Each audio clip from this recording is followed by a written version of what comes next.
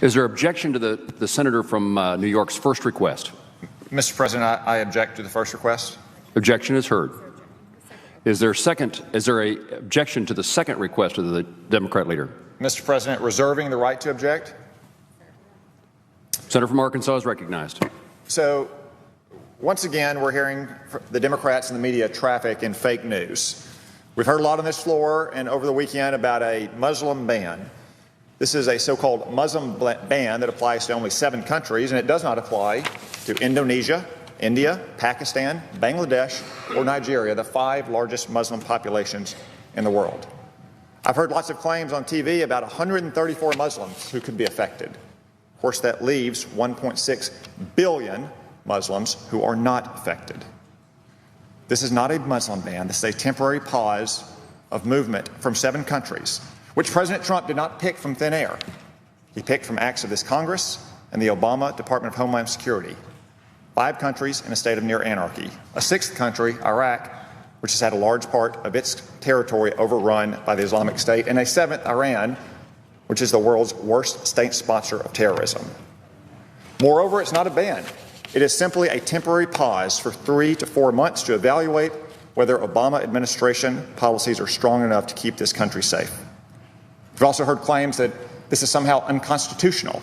However, there is no free-floating global right of people around the world to come to this country.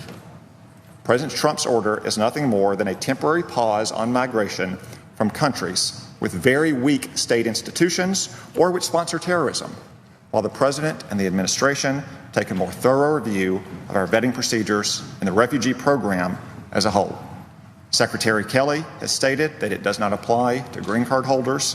Secretary Mattis is reportedly advising that the long-term policy accommodate Iraqis with a documented history of serving with our troops, which I obviously support.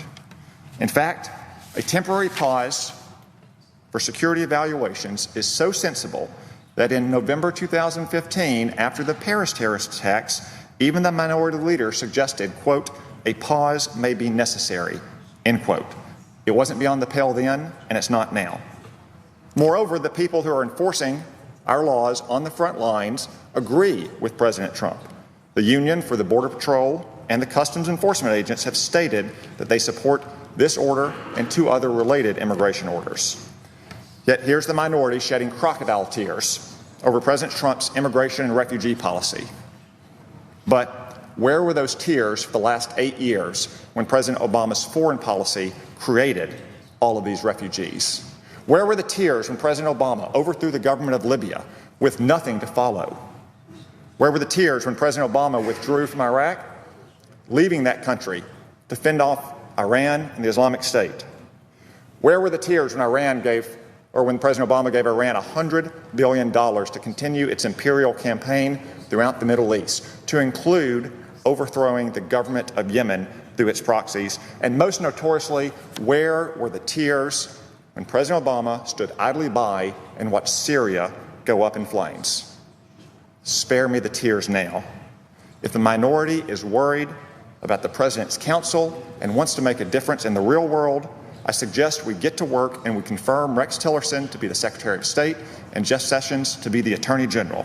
In the meantime, I object, and I yield the floor. Objection is heard. We're done.